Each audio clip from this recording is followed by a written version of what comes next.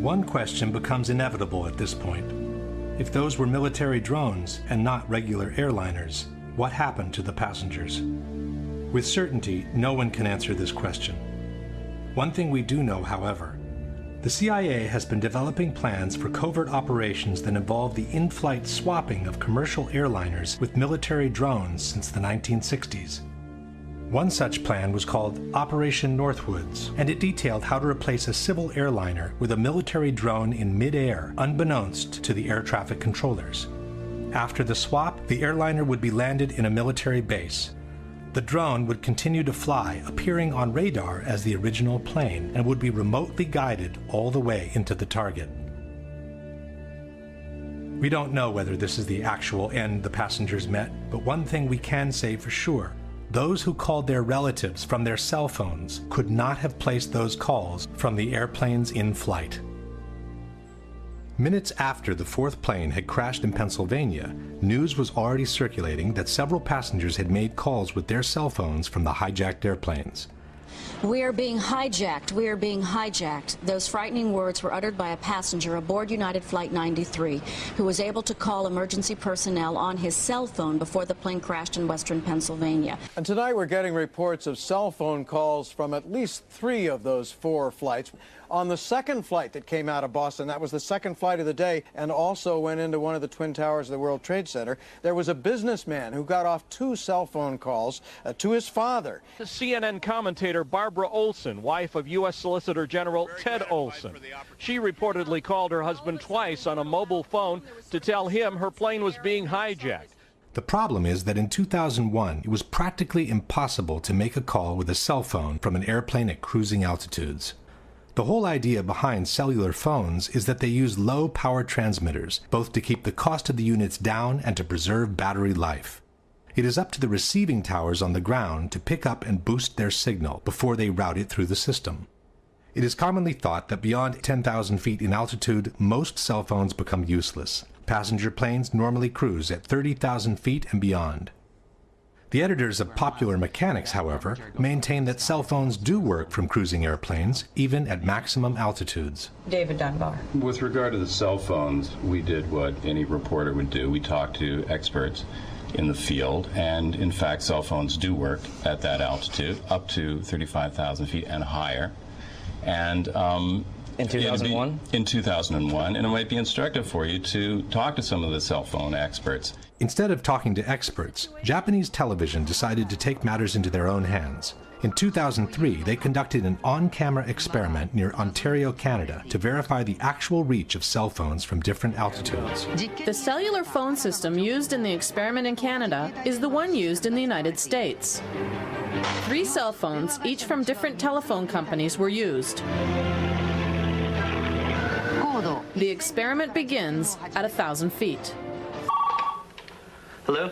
Hello, I'm calling from cell phone A. 1,000 feet, flight taxi trading sounds okay? The results were the same with the other 2. Next, we went up to 4,000 feet. Then, No, not on me. Company B's phone stopped working at 4,000 feet. And when the aircraft rose to 6,000 feet, Company A's phone also became useless. At 8,000 feet, none of the 3 cell phones worked anymore. No service on A, no service on B, no service on C.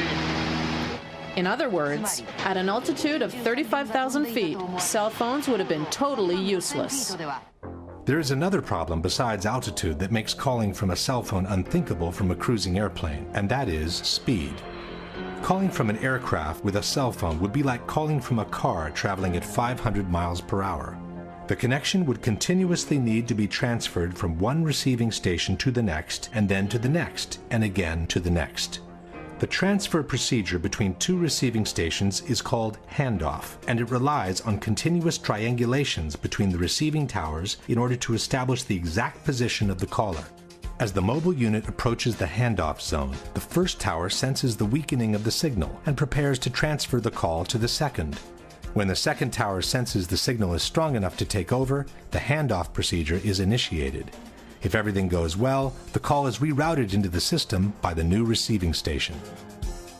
But the speed by which an airplane approaches and crosses over the handoff zone is so high that the towers wouldn't have the time to complete the handoff procedure.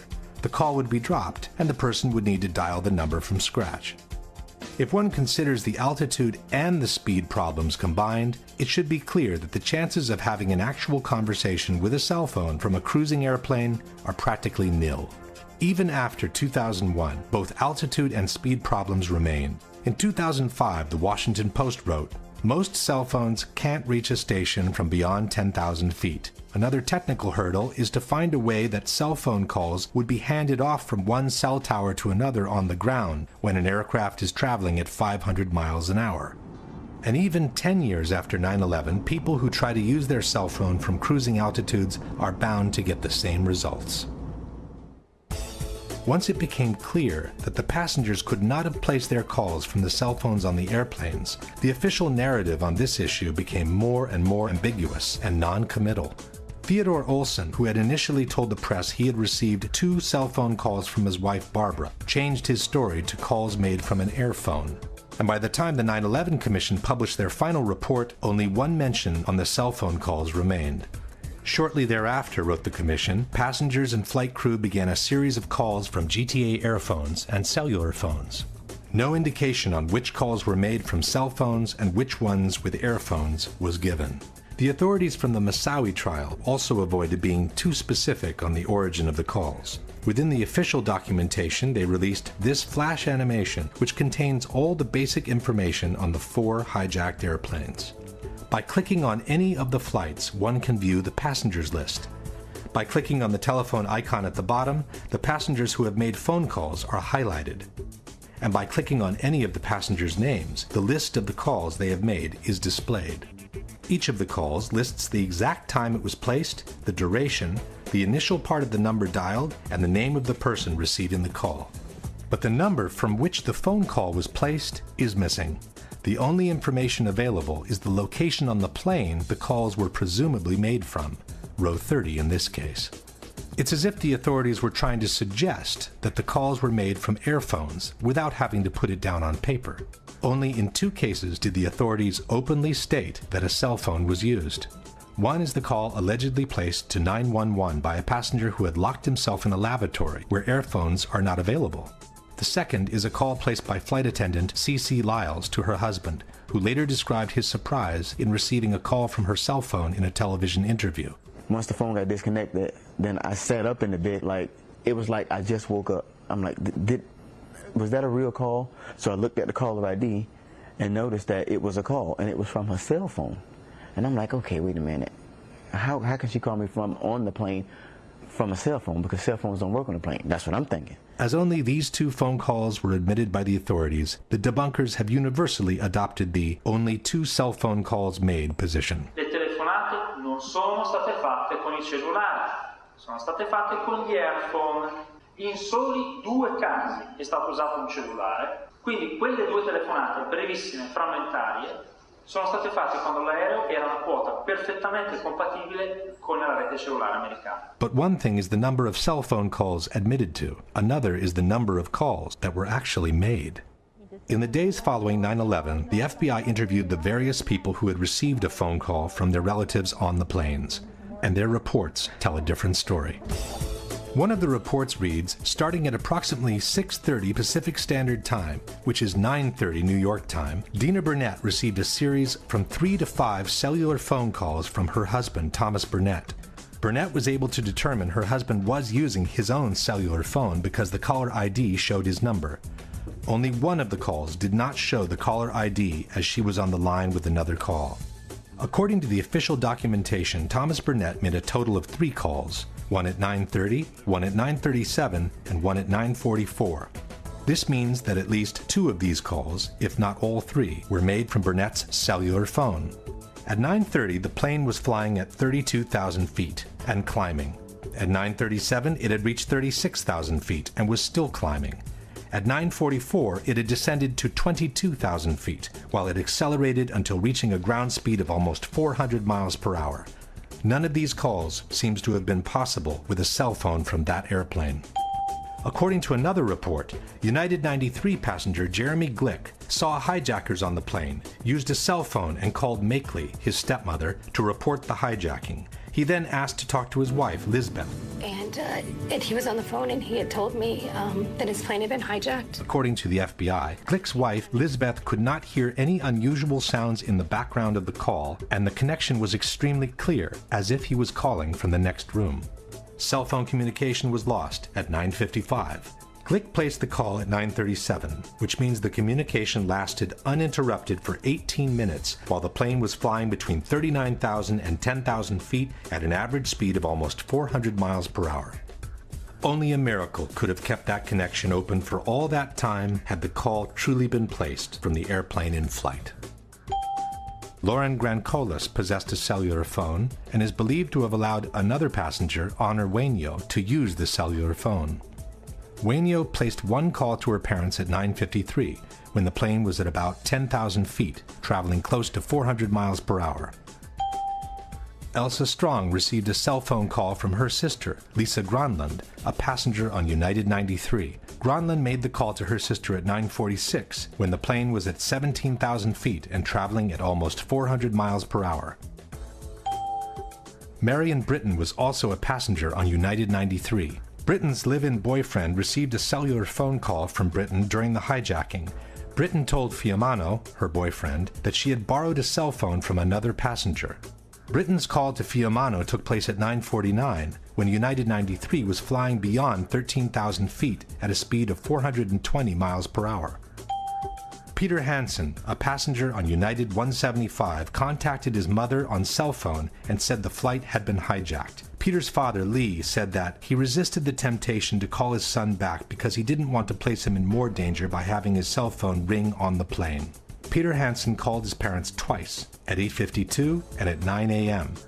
At 8:52, the plane was at 30,000 feet and it was climbing. At 9 o'clock, it was flying at over 18,000 feet in altitude, while it accelerated towards the record-breaking speed of almost 600 miles per hour near sea level. Brian Sweeney was also a passenger on United 175. After learning of the attacks, wrote the FBI, his wife Julie Sweeney returned home to find that her husband had left a message made from his cell phone aboard the plane on their answering machine. Sweeney made the call at 8:58 in between the two Hansen calls when the plane was still at 25,000 feet in altitude. While any one of these phone calls could have momentarily been connected by a set of fortunate coincidences, it should be obvious that all these cell phone calls as a whole could not have been made from the cruising airplanes. Question: given the known limitations of the cellular phone system in 2001, can you provide any evidence that the cell phone calls made by the passengers reported by the FBI could have been made from the altitudes, at the speeds, and for the durations indicated for each of them? We do know, however, that the calls were made, as no one has ever doubted that the relatives actually received them. This opens the way to a disturbing possibility, which seems to support the in-flight swap hypothesis, that the passengers were forced to call their relatives under duress, pretending to be on the airplane, while in fact they had already been landed in some unknown location. In support of this hypothesis, we have different elements. One is the conversation passenger Todd Beamer had with a GTA airphone operator, Lisa Jefferson, during the hijack of Flight 93. It is through Lisa Jefferson that the whole world learned about the famous call to action, "Let's roll." When he told the guys, "Are you ready?" I assumed that they were waiting on his cue. Then they responded to him, and he said, "Okay, let's roll." The 9/11 Commission has established that the hijack took place at 9:28. Todd Beamer was connected to Lisa Jefferson at 9:43, some 15 minutes into the hijacking. The FBI report confirms that Jefferson received the call from Beamer at approximately 8:45 Central Time, which is 9:45 Eastern. But the contents of the conversation are strikingly at odds with the official narrative. According to Jefferson, Beamer called to state that the plane was about to be hijacked. He stated that 3 individuals, 2 wielding knives, the third with a bomb strapped to his waist with a red belt, were preparing to take control of the flight. Jefferson estimated that she spoke to Beamer for 7 minutes before the 2 hijackers armed with knives entered the cockpit. This places the hijacking at around 9:52, while officially it took place at 9:28. This is no small discrepancy. How could Beamer be describing events that are supposed to be happening in front of his eyes when in fact they had already happened half an hour before? How could the terrorists be preparing to take control of the flight at 9:45 when they had already been in the cockpit for more than 15 minutes? The FBI also wrote that Jefferson noted that the call had an unusually low amount of background noise, the same thing Liz Glick had noticed.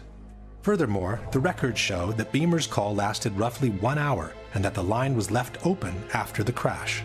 "We didn't lose a connection," stated Jefferson, "because there's a different sound that you use. I never lost connection. It just went silent."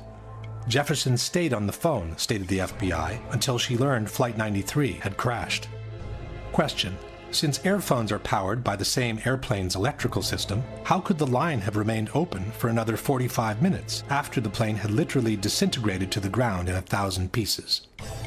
All these discrepancies seem to suggest that Beamer was not on the plane, observing real events unfolding, but was describing an imaginary, pre-scripted situation from a different location.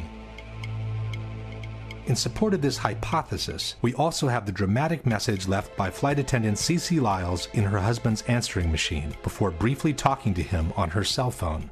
As she herself is suggesting, we should listen very carefully. Tuesday, 9:47 a.m. Hi, baby. Baby, you have to listen to me carefully. I'm on a plane that's been hijacked. I'm on the plane. I'm calling from the plane. I want to tell you I love you. Please tell my children that. We too can notice the absence of the typical background noise heard inside a plane. I don't know what to say. There's 3 guys. They've hijacked the plane. I'm trying to be calm. After saying goodbye, she seems to fumble with the headset while she whispers a few more words into the mouthpiece. I hope to be able to see your face again, baby. I love you. Bye. End of message.